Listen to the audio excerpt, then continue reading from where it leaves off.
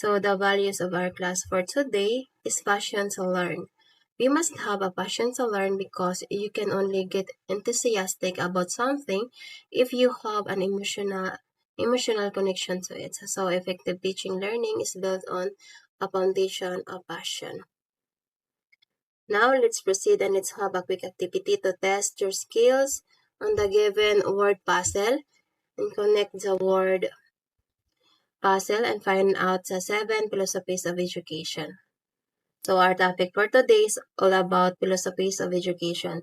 In this video, we will know the known philosophy that influence the teaching profession. So what does philosophy mean? The word philosophy comes from the two Greek words such as philo and suppos. Philo means love and suppos means wisdom. So philosophy means the love of wisdom. The philosophy of education examines the goals, forms, methods, and meaning in education. It is important to understand the relationship between philosophy and education. So we must understand our own beliefs. So while also empathizing with others in order to be the most effective teacher that we can be.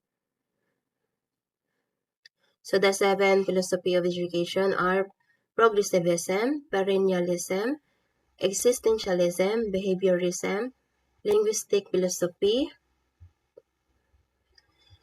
constructivism, and essentialism. But have you fully understand what this philosophy means? So now we will discussing the known philosophy of education. So first is progressivism. Progressivism is the idea that education comes from the experience of the child. So the progressivism aims to develop learners into becoming progressives and rational citizens. Progressivism uses the skills of processes to cope with change and skills in evaluating information and problem solving. So the teacher employs the use of experiential methods and use of actual experience and utilize problem solving.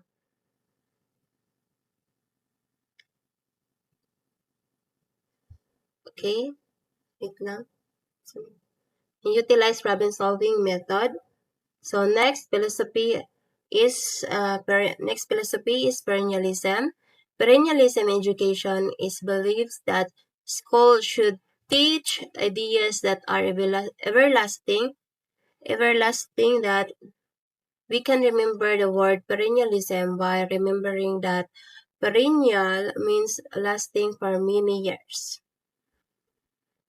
The goal of perennialist education is to develop the students' rational and moral powers.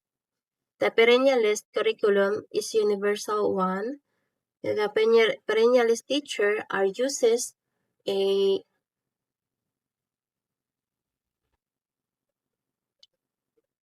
general curriculum, not a specialist, stressed on humanities. Stressed on humanities and general education, and lessons are picked up from the great books. So the perennialist classroom, lesson and activities are focused around the teacher, and use of Socratic dialogues or debates allow the students to understand concepts. Another known philosophy is existentialism. Existentialism in education focuses on individuals' freedom to choose their own purpose in life. The main concern of existentialists are allow students to acknowledge their individual unique characteristics and allow students to discover their own essence and allows development of whole being, not just the mind. So the existentialist curriculum, students are given a wide variety of options from which to choose. Art is used to develop the creativity, imagination, and self-expression of students, and vocational education is used to teach students about their potential. And existentialist Methods focuses on the individual and learning is self-paced and self-directed. Use of values the clarification technique to fully know themselves. Next is behaviorism philosophy. Behaviorism philosophy focuses the acquisition of new behavior such behavior based on environmental condition. Behaviorism are concerned to allows reform of behavior by providing a good environment and after for students who show good behavior in the society. Behaviorist teacher guide students to provide a positive response to specific stimuli in the classroom.